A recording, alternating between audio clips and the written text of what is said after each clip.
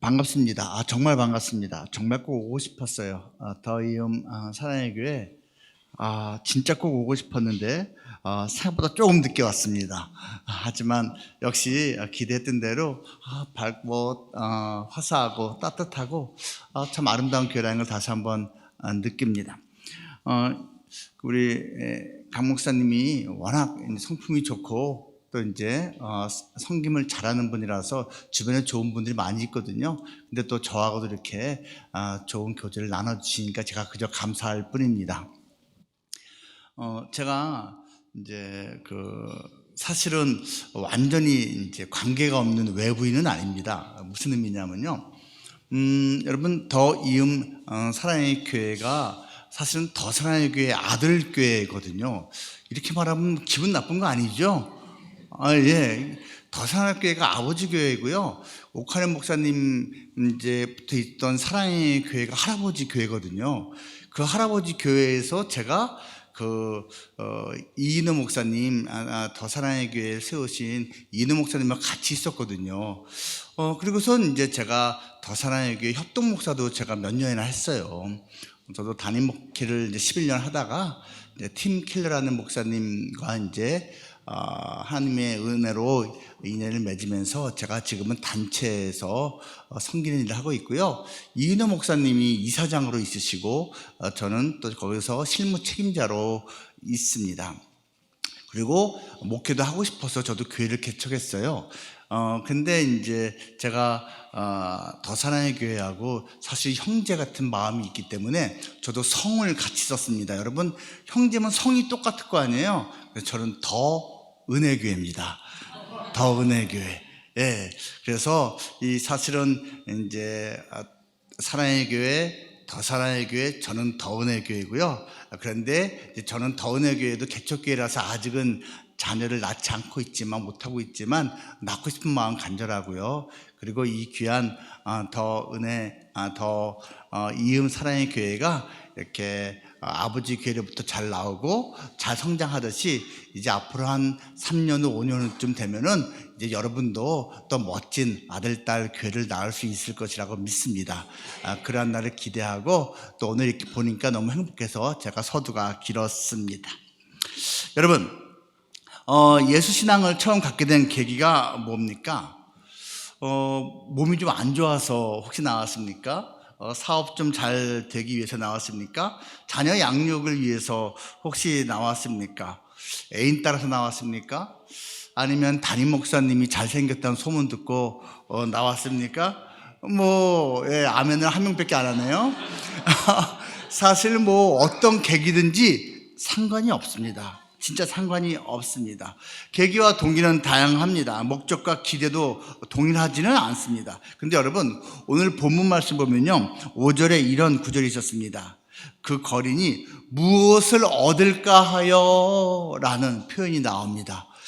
그 무엇이 영적인 것이든 육적인 것이든 아주 거룩한 것이든 당장 눈앞에 필요한 것이든 그 무언가를 기대하고 바라는 마음으로 나왔다라는 것입니다. 여러분, 그래서 그 원하는 것을 얻었습니까? 기대한 것을 얻었습니까? 아니, 여러분, 예수 신앙을 갖고 있는데 그 예수를 진짜 제대로 만났습니까? 만났다면 내가 예수 만난 게 얼마나 감사한지, 내가 예수 믿기를 정말 잘했다라고 생각하고 있습니까?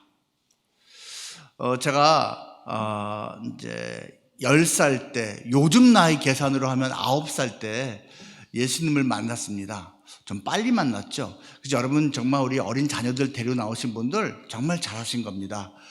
아이들이요, 어려도 예수님을 만날 수가 있습니다. 인격적으로 만날 수가 있거든요. 그러니까 제 케이스는 9살이기 때문에 제가 9살은 보장합니다. 만날 수 있습니다. 더 어린 나이에도 만날 수 있을 거라고 저는 생각을 하는데요. 그 예수님을 지난 세월 동안에, 근 50년 가까운 세월 동안에 제가 믿어오면서 내가 예수 믿기를 후회한 적이 한 번도 없습니다. 제가 목사 후회한 적은 몇 번 있는데 내가 왜 목사가 됐을까? 라는 후회를 제가 솔직히 두세 번 한 것 같아요.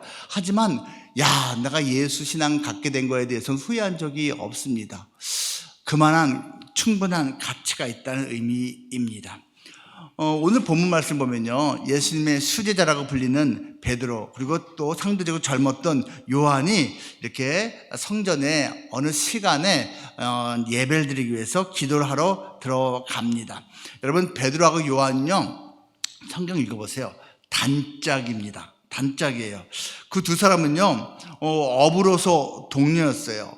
변화산이라고 하는, 예수님이 변화된 산 기억하시죠? 거기도 같이 갔어요. 성만찬 때 당연히 같이 있었고요. 그리고 예수님이 부활했다라는 소식을 막달라 마리아한테 듣고 제일 먼저 달려간 두 사람도 바로 이 사람들입니다. 또 그들이요, 예수님이 부활하신 다음에 갈릴리 바닷가에서 예수님을 만났잖아요. 같이 떡을 먹고 또 물고기도 구워 먹었는데요. 그때 예수님이 다른 제자하고 대화한 건 없는데 베드로하고는 대화를 하셨어요. 네가 나를 사랑하느냐, 그 대화 말입니다. 그러면서 그 대화를 하면서 베드로가 다른 동료에 대해서는 언급을 안 하는데 요한에 대해서만 언급을 합니다. 기억을 하십니까? 베드로야, 네가 이렇게 될 것이다. 아, 그래요? 얘는요? 요한은요? 그만큼 평소에 가까운 사이였기 때문에 그렇다는 얘기죠. 그리고 이렇게 기도하러 갈 때도 같이 단짝으로 갔습니다. 이 기도 시간은요, 오늘 본문 보면 9시로 되어 있는데요. 이 9시는 지금으로 말하면 오후 3시입니다. 유대인들은 아침에, 점심에, 또 저녁 가까운 시각에 하루에 3번 정기적으로 기도를 했거든요. 그러니까 마지막 3번째 기도 타임입니다. 그들이 성전에 올라갔는데요, 미문을 지나가려는 찰나였습니다. 미문, 이거 아름다운 문이라는 뜻입니다. 그냥 거기다가 예쁜 많은 그러한 조각 같은 것들이 있었기 때문이겠지요. 그 미문은요, 지금으로 따지면요, 그 예루살렘의 동서남북 중에서 동쪽에 있었습니다. 그 미문이라는 것은 우리가 흔히 생각하듯이 성전 에어리어의 맨 바깥의 문은 사실 아닙니다. 무슨 말이냐면요, 그 성전에 이미 미문 바깥에 문이 있어요. 사실은요, 그 문은 통과해서 들어오고 그 다음 문이 미문이에요. 무슨 말인지 아시겠죠? 문 들어오고 점점 그 성전의 중앙으로 가까이 들어갈 때마다 문을 한 개씩 통과하게 되어 있거든요. 그런데 끝에서 두 번째 문이라는 말입니다. 그러면 끝에서 들어오는 그 자격은 누가 갖고 있을까요? 여러분, 그 성전은 아무나 들어올 수가 없어요. 아무나 들어올 수가 없어서 그 첫 번째 문을 통과하는 자격은요, 일단은 이스라엘 사람이어야 돼요. 그러니까 로마인, 주둔하고 있던 로마인들은 그 바깥 문도 들어올 수가 없는 거예요. 자, 그런데 오늘 본문 말씀 보면 이 장애를 갖고 있었던 이 거리는 적어도 첫 번째 문은 들어와 있던 거예요. 근데 문제는 두 번째 문은 들어가지 못하고 그 앞에 있어야만 했습니다. 그 들어갈 수 없었던 문이 아름다운 문, 미문이었어요. 왜냐하면 그 문은요, 장애를 가진 사람은 당시에 들어갈 수가 없었습니다. 그 제약이 있었단 말이에요. 그리고 그 문을 들어가면은 이제 제대로 성전이라고 인정받는 부분이 나옵니다. 이해하실 수 있겠죠? 겉으로는 다 성전인데 사실은 첫 번째 문을 들어온 그 에어리어는 당시에 이 이스라엘 사람들 머릿속에는 그게 진짜 성전이 아니야라는 생각이 있었어요. 왜 그랬을까요? 우린 기억합니다. 첫 번째 성전은요, 이제 모세가 하나님으로부터 설계도를 받아서 만든 그 성전이 있습니다. 그것이 멸망당했죠. 그리고 이제 70년 후에 제2성전이 만들어졌습니다. 아주 단촐하게 소박하게 만들어졌습니다. 그 세월이 많이 흘렀습니다. 헤롯 대왕이라고 하는 예수님이 탄생할 당시의 유대인들을 통치하고 있던 왕이 있었어요. 헤롯 대왕이요, 유대인들의 그 인심을 얻어내기 위해서, 환심을 얻기 위해서 그 성전을 자기가 알아서 공사를 했습니다. 대대로 수백 년 동안 이어져 오던 제2성전, 소박하게 있던 성전을 확장 공사를 했단 말이에요. 이해하시겠죠? 그 확장 확장 공사를 해놓고 성전이라고 불렀는데 골수 유대인들의 머릿속에서는 그는 성전 아니지, 저 헤롯 대왕이 지가 인간적으로 확장시킨 거지 그게 어떻게 성전이야 라는 생각을 다 하고 있었단 말이에요. 그러니까 그 확장된 바깥 공간, 그곳을 이방인의 뜰이라고 부르면서 바깥 공간까지는 그래도 원래는 못 들어오는데 그래도 좀 들어올 수 있게 살짝 풀어주기는 했습니다. 소위 말하면 이방인인데 유대교로 개종한 사람들도 들어올 수가 있고 장애를 가진 사람들도 들어올 수가 있는 거예요. 그렇지만 그 미문부터는 이건 진짜 성전이기 때문에, 원래부터 있던 성전이기 때문에 함부로 못 들어간다라는 거예요. 거기는 오리지널, 그리고 하자가 없어 보이는 그러한 남녀만 들어갈 수가 있었습니다. 지금 이 장애를 갖고 있었던, 그리고 거린이었던 사람은 사실은 첫 문만 통과했지 그 다음 문은 들어갈 수 없는 상태였습니다. 이 사람은요, 태어날 때부터 장애를 갖고 있었습니다. 안진뱅이였어요. 그리고 구걸을 할 수밖에 없었습니다. 이 거린이 기대한 것은 무엇일까요? 아주 쉽게 말하면 돈이었습니다. 자기가 나을 것이라는, 일어설 것이라는 기대는 전혀 하지 않았습니다. 그러니까 그 문으로 들락날락한 사람들한테 한 푼 주세요, 하나님의 자비를 베풀어 주세요 라고 했겠죠. 그때 이 친한 두 사람 베드로와 요한이 지나갈 때 마찬가지로 한 푼 주세요 라는 눈빛으로 바라봤던 것입니다. 그때 베드로가 선포한 것이죠. 내가 은이나 금은 없다고. 여기서 은으로 번역된 것이 단순한 실버는 아닙니다. 정확한 이 단어의 뜻은요, 은으로 만들어진 돈입니다. 무슨 말인지 아시겠죠? 내가 돈이나 뭐 금덩어리를 지금 갖고 있지 못하지만 내가 가진 것으로 당신에게 주겠소 하고 예수 그리스도의 이름을 그에게 선포한 겁니다. 그리고 그 손을 잡고, 오른손을 잡고 딱 당겼는데 그가 벌떡 일어나게 된 것이지요. 사실 기적입니다. 날 때부터 장애를 가진 사람, 한평생 일어난 적이 없었던 사람인데 그 자리에서 일어나다는요, 어떤 의료 행위가 있었던 것도 아니에요. 어떤 종교적 행위가 있었던 것도 아니에요. 그냥 예수의 이름을 선포하면서 예수의 제자가 그렇게 했을 뿐인데 놀라운 이적이 일어났습니다. 혹시 여러분, 말이 되나? 그런 이적이 어떻게 일어나? 라는 생각을 하신 분이 있습니까? 여러분, 이적이라는 것이 없다면 성경은 거짓입니다. 성경에 이적이 얼마나 많은데요. 너무너무 많아요. 이적을 믿지 않는다는 얘기는 성경을 믿지 않는다는 얘기입니다. 여러분, 그냥 좋은 얘기, 합리적인 얘기, 상식적으로 이해가 되는 얘기만을 믿는다면 정확히 말하면 그건 믿는 게 아니에요. 자기가 수용할 수 있는 것만 수용하는 거죠. 여러분, 이렇게 이적같이 믿기 힘든 것을 받아들이는 그 단계를 넘어야지 사실 성장하는 믿음이 될 수가 있습니다. 이거는 100% 있었던 이야기입니다. 어쨌거나 그 평생 장애를 가졌던 사람이 고침을 받았습니다. 그 성전에 있었던 수많은 사람들이 당연히 크게 놀랐습니다. 자, 그럼 조금 더 세부해서 살펴볼게요. 그 예수의 이름이 선포되었을 때에 구체적으로 어떤 변화가 그 거린의 삶에 일어났습니까? 첫 번째는 이것입니다. 그 거린은요, 바닥에서 일어났습니다. 바닥에서 일어났다는 말이 무슨 말이죠?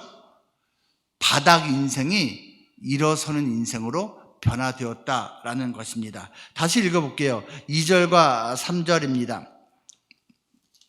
3장이에요. 나면서 못 걷게 된 이를 사람들이 메고 오니 이는 성전에 들어가는 사람들에게 구걸하기 위하여 날마다 미문이라는 성전문에 두는 자라. 그가 베드로와 요한이 성전에 들어가려 함을 보고 구걸하거늘. 그리고요 6, 7, 8절을 보겠습니다. 베드로가 이르되 은과 금은 내게 없거니와 내게 있는 이것을 내게 주노니 나사렛 예수 그리스도의 이름으로 일어나 걸으라 하고 오른손을 잡아 일으키니 발과 발목에 곧 힘을 얻고 뛰어 서서 걸으며 그들과 함께 성전으로 들어가면서 걷기도 하고 뛰기도 하며 하나님을 찬송하니 라고 말하고 있습니다.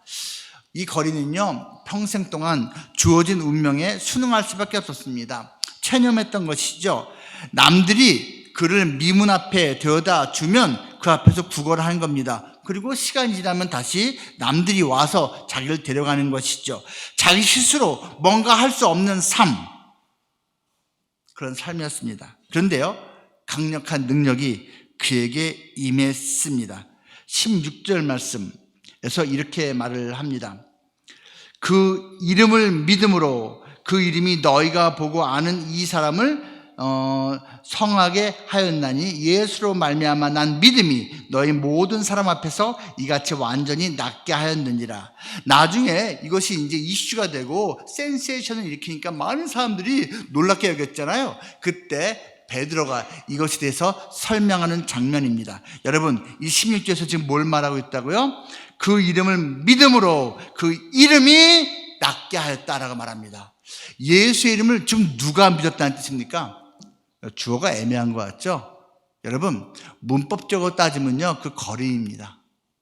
그 거린이 믿었는데요 그 거린이 그 예수의 이름을 믿기 전에 먼저 필요한 믿음이 있었어요. 선포자의 믿음입니다. 선포자가 예수의 이름으로 이 사람에게 뭔가 일이 일어날 것을 믿지 않는 상태로 선포하면 되게 웃긴 얘기 아닙니까? 선포자가 담대히 믿고 전했는데 듣는 이가 그것을 듣고 믿었다라는 것입니다. 여러분 이 거린이 예수에 대해서 얼마나 제대로 된 지식을 갖고 있었을까요? 지금 우리가 갖고 있는 예수 지식의 100분의 1도 안 됐을걸요? 예수의 이름 들어는 봤지. 뭐 선지자였다고 불리기도 하고 놀라운 일들을 많이 행했다고 나도 듣기는 했어. 내가 40년 동안에 정말 들은 소문 중에 제일 큰 소문이었지. 근데 죽었다며? 뭐 이 정도 아마 알고 있었을 겁니다.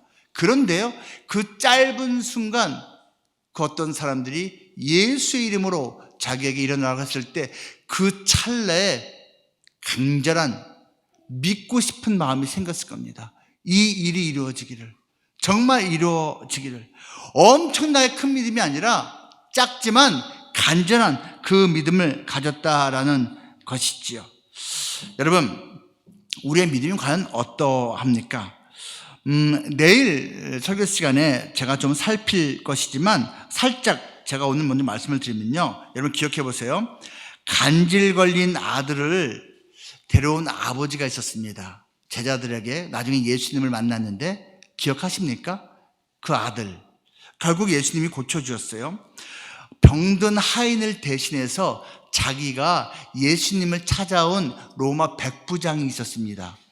기억하십니까? 누워있는 친구 약하니까 들 것에 들고 예수님이 계신 곳까지 그를 이렇게 들고 찾아온 친구들이 있었습니다. 사람들이 너무 많으니까 위에 지붕을 뚫고 내려갔었죠. 기억하시죠? 또 수로보니게, 정확히 말하면 이스라엘의 북쪽 땅, 지금의 시리아 땅이에요. 그 시리아 땅에 살고 있는 수로보니게가 지명이에요. 거기에 한 여인이 자기 딸이 너무너무 고통받고 있으니 고쳐달라고 요청했잖아요. 그때 또 예수님이 고쳐줬어요. 여러분 이러한 일련의 사람들이 고침을 다 받고 은혜를 입었는데 얼마나 대단한 믿음을 가졌겠습니까? 여러분 생각해 보세요. 다 예수를 처음 만난 사람들이었어요. 예수님에 대해서 우리만큼 알고 있을 리가 없어요. 근데 믿었습니다. 작지만 간절한 믿음이었어요. 여러분 그 간절한 믿음, 예수님에 대해서 이만큼 알고 있지도 못하고 우리처럼 성경 전체를 본 적도 없는 사람인데 간절함이, 그 믿음이 놀라운 역사를 일으켰다라는 것입니다. 지금 인생의 바닥에서 당장 급한 그 무엇 때문에, 특별히 이 거리는 돈 때문에, 돈 한 푼 때문에 살고 있는데요. 그 비슷한 처지에 있는 사람들 우리 중에 있지 않습니까? 여러분, 예수님의 이름은요, 돈과 비교할 수 없는 놀라운 이름입니다. 우리가 돈이든지 건강이든지 그 무엇이든지 어떤 계기가 있어서 신앙을 갖게 되었을지 모르지만, 우리가 궁극적으로 예수를 만나기만 한다면, 예수의 이름을 갖기만 한다면 처음에 자기가 기대했던 것과는 비교할 수 없는 놀라운 일을 경험하게 된다. 그리고 은혜를 잊게 된다라는 것입니다. 여러분, 스스로에게 외치시기 바랍니다. 옆에 사람에게 늘 외치시기 바랍니다. 자녀에게도 늘 말씀해 주시기 바랍니다.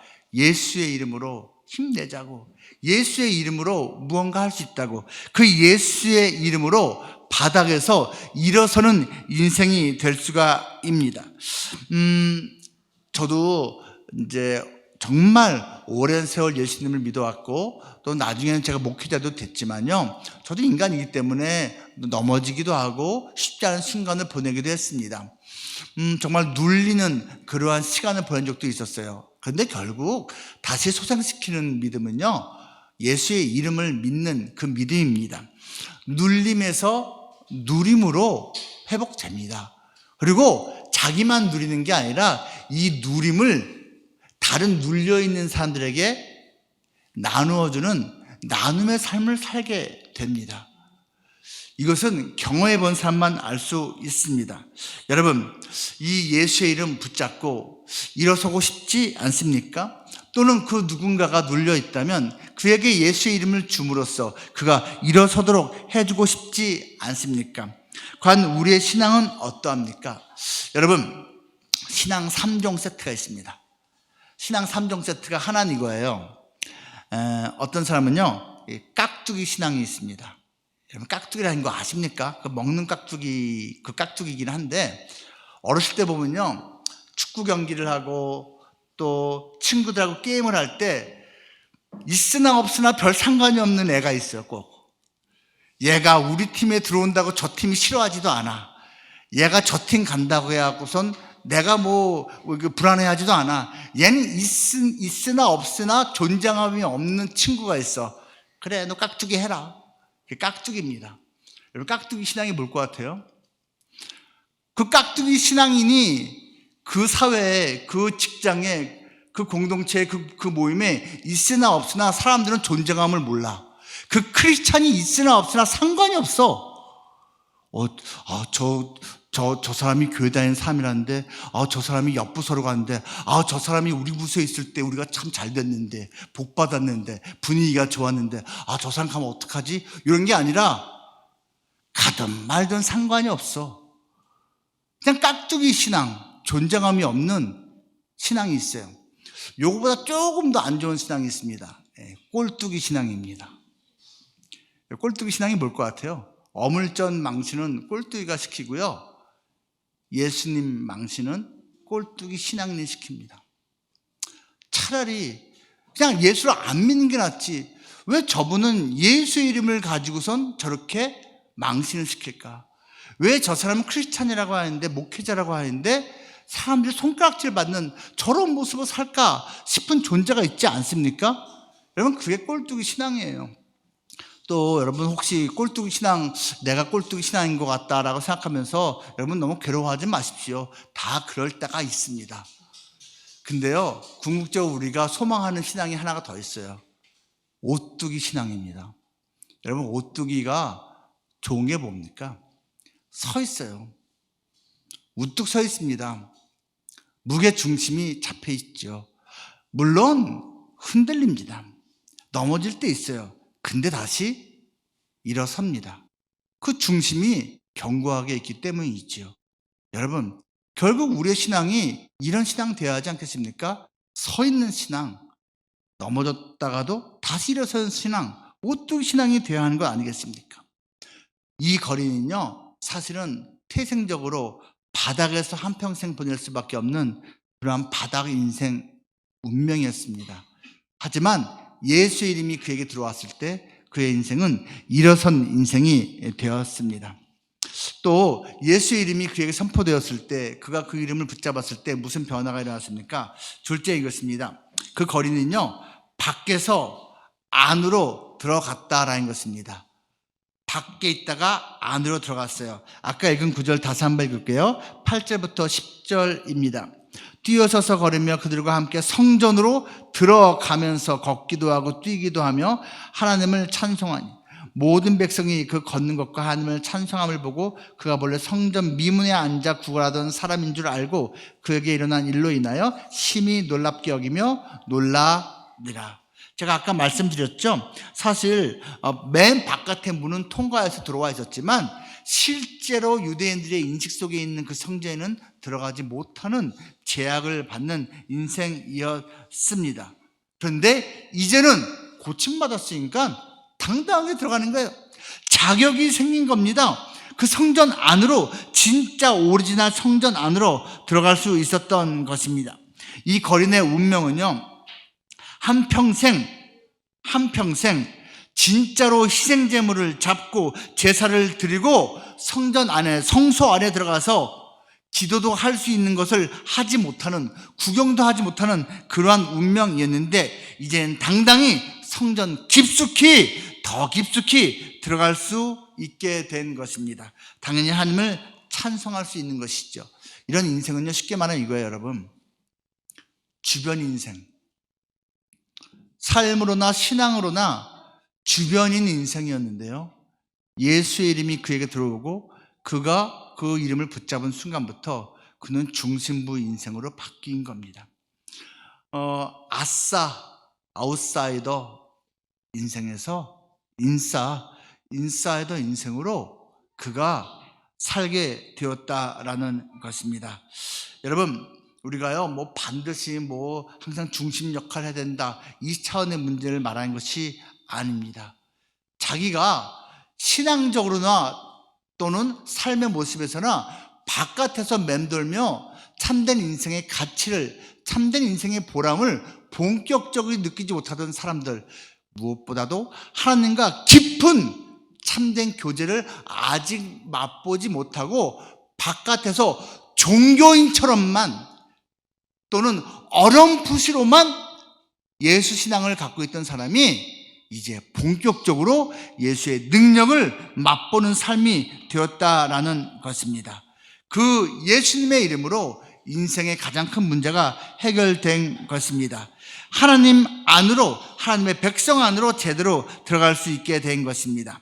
여러분, 예수님의 이름으로 그 거리는요, 진짜 하나님 백성 대접을 받게 되었습니다. 사실 이 남자는요, 당시의 관습으로 상당히 수치스러운 모습이었습니다. 사실 장애를 가진 것이 수치스러운 일이 절대로 아니거든요. 그런데 당시 문화가 그랬다는 것입니다. 그런데 이제는 오히려 하나님의 영광을 드러내는 놀라움의 대상이 되었어요.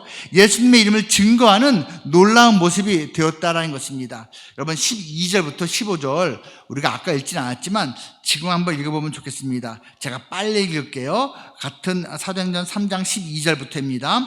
베드로가 이것을 보고 백성에게 말하되 이스라엘 사람들아, 이 일을 왜 놀랍게 여기느냐? 우리 개인의 권능과 경건으로 이 사람을 걷게 한 것처럼 왜 우리를 주목하느냐? 아브라함과 이삭과 야곱의 하나님, 곧 우리 조상의 하나님이 그의 종 예수를 영화롭게 하셨느니라. 너희가 그를 넘겨주고 빌라도가 놓아주기로 결의한 것을 너희가 그 앞에서 거부하였으니 너희가 거룩하고 의로운 일을 거부하고 도리어 살인한 사람을 놓아주기를 구하여 생명의 주를 죽였도다. 그러나 하나님이 죽은 자 가운데서 그를 살리셨으니 우리가 이 일의 증인이라. 자, 보세요. 지금 이 베드로가 예수님을 담대히 선포하게 된 계기가 뭐죠? 이 거린이 일어나게 된 사건입니다. 수치스러움의 상징이었던 존재가 이제는 예수님의 이름이 선포되는 계기가 되는 그러한 증인이 되었다라는 것이죠. 한 군데 더 있습니다. 다음 장에 여러분 14장을 한번 4장을 보시기 바랍니다. 4장 10절부터 11절까지. 지금 이 사건 때문에 지금 유대 종교 지도자들이 회의를 하고 있습니다. 지금 골머리가 아프게 됐어요. 그때 어떤 일이 벌어집니까? 10절과 11절 말씀. 너희와 모든 이스라엘 백성들은 알라. 너희가 십자가에 못 박고 하나님이 죽은 자 가운데서 살리신 나사렛 예수 그리스도의 이름으로 이 사람이 건강하게 되어 너희 앞에 섰느니라. 이 예수는 너희 건축자들의 버린 돌로서 집 모퉁이의 머릿돌이 되었느니라. 지금 예수의 이름을 계속 말하고 있습니다. 예수의 이름이 지금 누구에게 선포되고 있습니까? 예수님을 대적하고 관심 없었던 자들에게 선포되고 있는데 그 계기가 뭐라고요? 그동안 눌린 인생을 살았던 자가 일어섬으로써 그 계기가 마련되고 있다는 것입니다. 하나님께서는요, 우리의 약함을 사용하십니다. 우리의 깨짐을 사용하십니다. 우리의 허물을 사용하십니다. 우리의 없음을 사용하십니다. 지금 혹시 여러분 이러한 깨짐 때문에, 아픔 때문에, 허물 때문에, 부끄러움 때문에, 수치스러움 때문에 괴로워하시는 분이 있습니까? 소망이 없다고 느끼시는 분이 있습니까? 잊지 마십시오. 예수의 이름이 오히려 그것을 계기로, 그 이유 때문에 더 드러날 수 있습니다. 나의 약함을, 나의 없음을, 나의 깨짐을 사용해서 하나님이 놀라운 일을 행하신다라는 것입니다. 예수의 이름에는 그것을 행할 능력이 있습니다. 예수의 이름, 그 예수의 이름을 여러분 가지고 있습니까? 예수의 이름을 전하고 있습니까? 마지막 셋째로요, 이 예수의 이름이 선포되었을 때 어떠한 일이 이 거린에게 발생했습니까? 그 거린은요, 바라보다가, 그 두 사람을 바라보다가 나중에는 붙잡습니다. 바라보면서 돈을 원하기만 했었는데 놀라운 일을 경험한 다음에는 오히려 그들을 붙잡습니다. 사실 이것은 예수님을 붙잡은 것과 다름이 아니죠. 4절과 5절 제가 다시 한번 읽겠습니다. 베드로가 요한과 더불어 주목하여 이르되 우리를 보라 하니 그가 그들에게서 무엇을 얻을까요? 바라보고를 말하고 있죠. 그 다음에 11절 말씀입니다. 나은 사람이 베드로와 요한을 붙잡으니 모든 백성이 크게 놀라며 달려나아가 솔로몬의 행각이라 불리우는 행각에 모이거늘. 여러분, 이 놀라운 일을 경험하기 전에는요, 이 거리는 그냥 멀뚱멀뚱 바라보는 방관자 같은 사람이었습니다. 여러분, 우리가요, 예수의 이름의 능력을 맛보기 전까지는 그냥 방관자 신앙이에요. 방관자 인생입니다. 그런데 그 예수의 이름의 능력을 맛보면요, 붙잡는 인생이 됩니다. 이 예수님 붙잡아야겠다. 절대로 이 예수님 놓으면 안 되겠다라는 생각을 하게 된다라는 것이죠. 처음에는요, 모르니까 그냥 보고만 있는 겁니다. 그냥 구경만 하는 것이죠. 그냥 원하는 거 그냥 주기만 하면 돼. 이 대상이 나한테는 중요하지 않아. 이 대상이 나에게 주는 선물만 중요하게 여깁니다. 우리가 하나님 또 예수님을요, 그 자체여서 소중히 여기지 못하고 그분이 주시는 선물, 그거를 더 소중히 여기는 이유가 뭘까요? 아직 제대로 몰라서 그런 거예요. 모르니까 그런 겁니다. 오늘 본문에서도 모르기 때문에 그렇다라고 사실 말하고 있습니다. 인간적인 바람은 돈이었습니다. 자기가 바라는 것이 있었습니다. 하지만 그 기대하지 못했던 놀라운 일을 이 거리는 선물로 받았습니다. 상상을 초월한 일이 발생했습니다.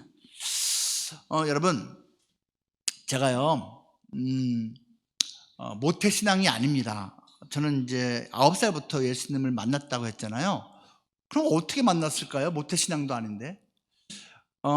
저는 아버지 조상으로 예수 믿는 사람이 한 명도 없었어요. 어머니 조상으로 예수 믿는 사람이 한 명도 없었어요. 복음의 불모지라고 하죠. 태어났을 때 우리 아버지 어머니 예수 믿는 사람 아니었어요. 태어나서 초등학교 3학년까지 씩씩하게 건강하게 개구쟁이로 잘 살아왔습니다. 그러다가요, 어느 날 제가 아프기 시작했습니다. 얼마나 아픈지, 제가 동네 골목 대장이었고 정말 에너지가 넘치는 사람이었는데 하루아침에 일어나지 못하는 거예요.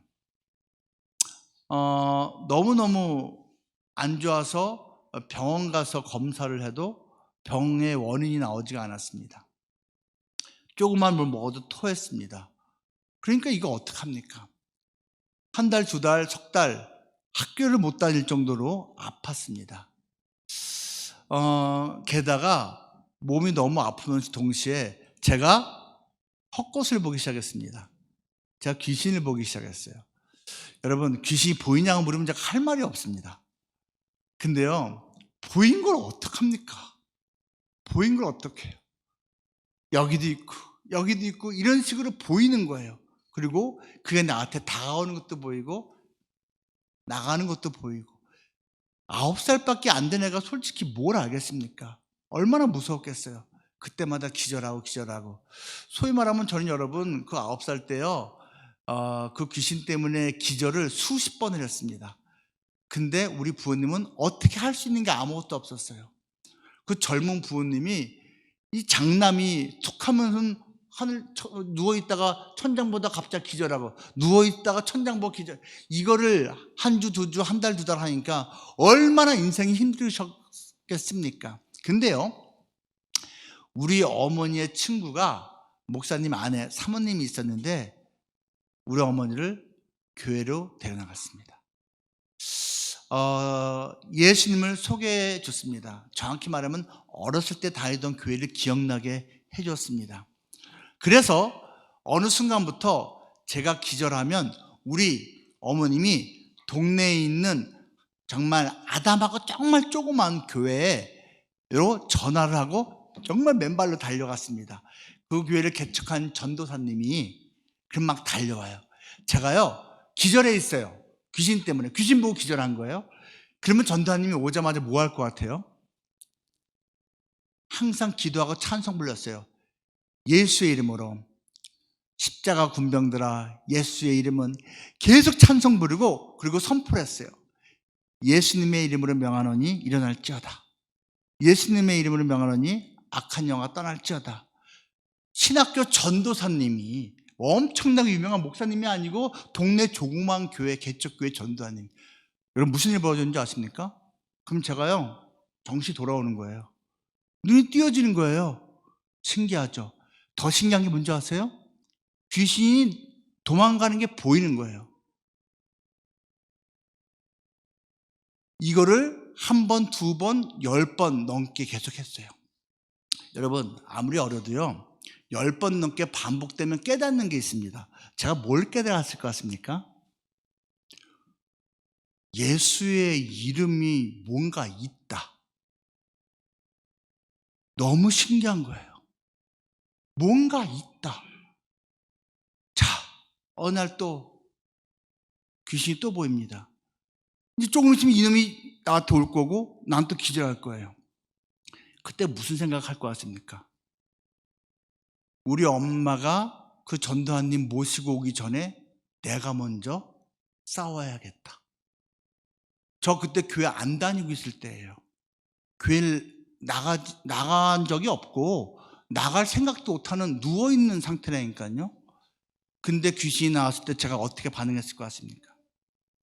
그 전도사님이 말하는 예수의 이름으로 나도 명한다. 악한 영아 떠나가라. 9살짜리가 선포하기엔 너무 좀 심각하죠. 근데 했어요. 그 전도사님이 말하는 예수의 이름으로 내가 명하노니 너 악한 영아 떠나갈지어다. 그 전도사님이 말하는 예수의 이름으로 명하노니 악한 영아 물러갈지어다. 흉내낸 거예요. 나 예수에 대해서 아무것도 몰랐어요.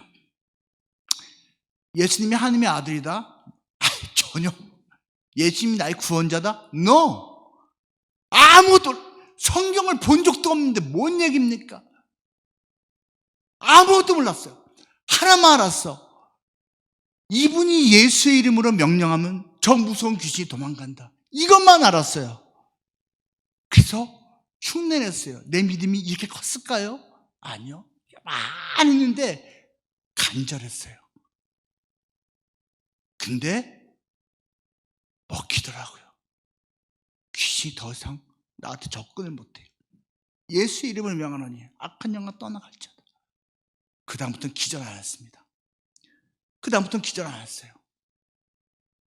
여러분, 어린아이인데 교회 나가본 적도 없는 애인데 예수의 이름 정말 믿고 간절함으로 선포했더니 놀라운 일이 벌어지더라고요. 여러분, 예수의 이름에 능력이 있어요. 그리고 나중에 한두 달 더 지나서 이제 몸이 조금 나아지고 그 다음에 교회를 나가기 시작했습니다. 순서가 이렇게 된 거예요. 그리고 하나님의 아들 예수 그리스도 나의 구원자, 이게 기본이잖아요. 이거를 깨달은 것은 중학교 2학년 때입니다. 그 중학교 2학년 전까지는 병 고치는 예수, 귀신 쫓는 예수가 나한테는 전부였어요. 근데 중2 때 진짜 나의 진짜 성경의 핵심을 깨닫게 됐지요. 그리고 나중에는 물론 세월이 흘러서 신학교도 가게 됐고요. 여러분, 그때 그 개척교회, 정말 조그만 동네에 있는 그 개척교회 그 신학교 신학생이 저를 살렸잖아요. 그 교회가 나중에는요 제대로 성장하고 해서 그 동네에 정말 중경교회로 아름답게 이렇게 커졌어요. 그리고 거기 있는 목사님은 나중에 이제 교회 지도자가 됐고요. 그 교회로요 제가 30년 후에 담임 목사로 갔습니다. 제가 지원한 게 아니고 세월이 흐르고 나서 어찌어찌 했는데 저를 어떤 교회가 부르더라고요. 미국에 제가 유학 중에 가 있는데 그 교회가 저를 부르더라고요. 오라고. 제가 그 교회에서 담임 목회를 11년을 했습니다. 여러분, 예수의 이름 놀라운 능력이 있습니다. 이거는 경험해 본 사람은 알고 있습니다. 예수를 만나는 사람은 제가 지금 무슨 말을 하고 있는지 알고 있습니다. 예수를 만난다는 것의 그 의미와 가치를 모르는 사람은 멀뚱멀뚱 바라만 보고 있지만 깨달은 사람은, 체험한 사람은 그 이름을 붙잡습니다. 체험하면 달라집니다. 이 예수의 이름이 여러분의 심장에, 성경적으로 말하면 여러분의 이마에 새겨져 있습니까? 저 뒤로 가면요 요한계시록이라고 있어요. 여러분, 우리가 마지막 구절인데요 한번 찾아보면 좋을 것 같아요. 요한계시록 제 14장인데요 같이 한번 찾아봐요. 그 요한계시록 제 14장에 1절에 이렇게 말을 합니다. 다 한번 찾아보세요. 요한계시록 제 14장 1절 제가 읽을게요. 또 내가 보니 보라, 어린 양이 시온산에 섰고, 예수님이에요. 그와 함께 14만 4천이 서 있는데 그들의 이마에는 어린 양의 이름과, 예수님이에요, 그 아버지의 이름을 쓴 것이 있더라.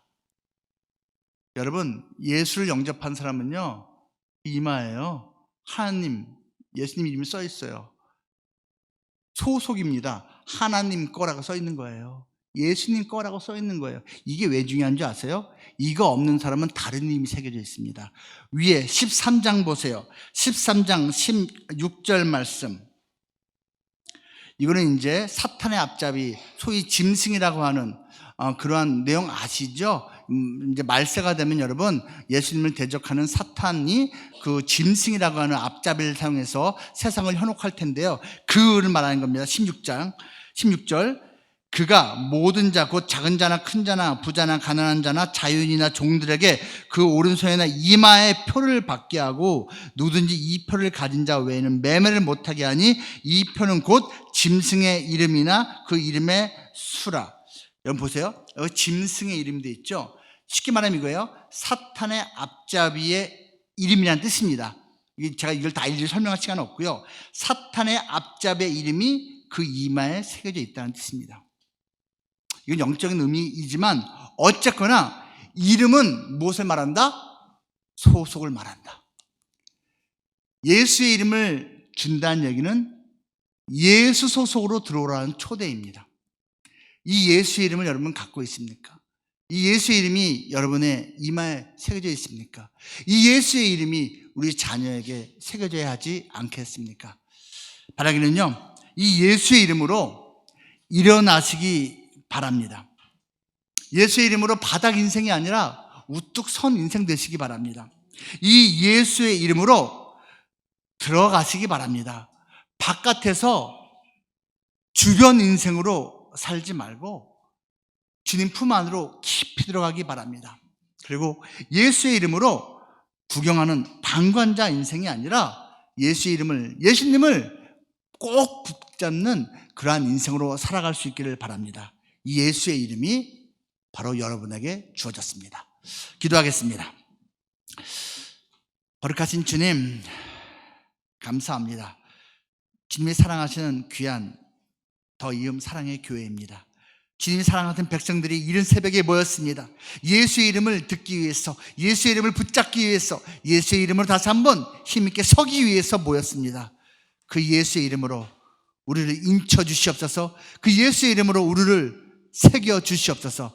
그 예수의 이름을 우리가 붙잡고 하루하루 승리하며 살기 원하오니 주여 도와 주시옵소서. 성령으로 덮으시옵소서. 아버지의 크신 품으로 우리를 안아 주시옵소서. 한 주간의 특별 새벽 기도회가 하나님의 은혜만 충만한 복된 시간 되게 하여 주시옵소서. 존귀하신 예수님 이름으로 기도하옵나이다. 아멘.